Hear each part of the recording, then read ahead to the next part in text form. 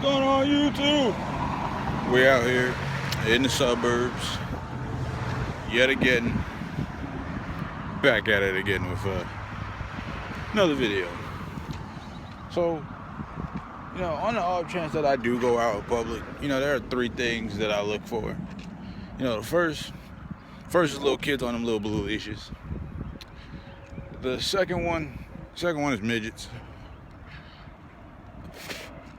And the third one is kids about to get their ass whooped.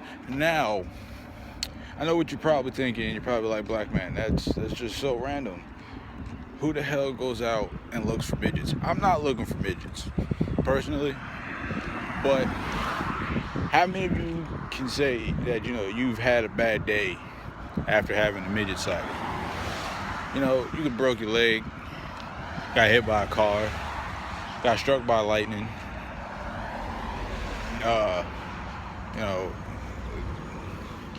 attacked by a werewolf or something. I don't know what kind of day you're having. But and then you see a midget and you're like, you know what? It's all right. I saw a midget today. Life is good. The second one's a little harsh. I grew up getting beatings. Most of my friends grew up getting beatings. Kids nowadays don't really get their ass whooped too often. So when you see it, it's a momentous occasion, because that kid had to have done something pretty bad for his parent to just want to straight whoop that ass in public. Because people tell on you nowadays, apparently. I'm not talking about a parent straight making their kid strip down butt naked and beating their whole ass in public. No. I'm just talking about that one good slap that takes the air out of the kid's breath for a couple seconds, makes him contemplate his whole life. That's all I'm looking for. I'm not looking, for you to beat your kid half to death. Nah, that's just too much. We just looking for, a simple pat to let them know that you are in charge. And the third thing, them little blue leashes. Who's ever making those, y'all need to stop, first off, because that is nothing. That is the reason why school shootings happen. You might be sitting there like, no, it's not. That kid is a sociopath or whatever. He's had night traumas or whatever, because his parents had him on a leash from the time he was 1 year old up until he was about 6 or 7.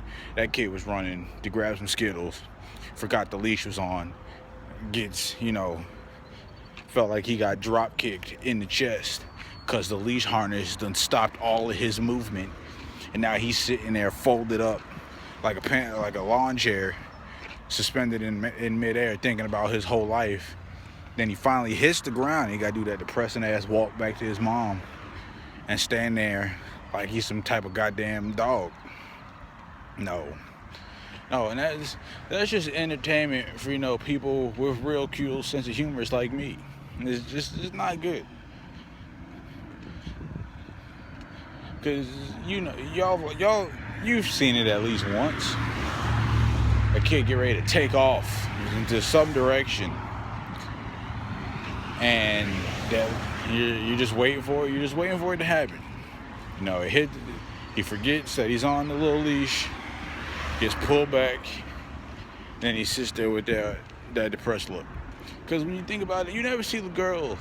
I've never seen a little girl on a leash. It's always a little hyperactive little white boy. And I say little white boy because I've never seen I've never seen a minority kid on a leash. Why? Because their parents give them that talking to before they get out the car. If you're a minority, you know what the talking to is. Don't touch nothing. Don't ask for nothing. And if you get lost, you better find your way home, because we're not coming back to pick you up. And that's all I got for today. It's been your boy Ayo, and I'm out. Peace.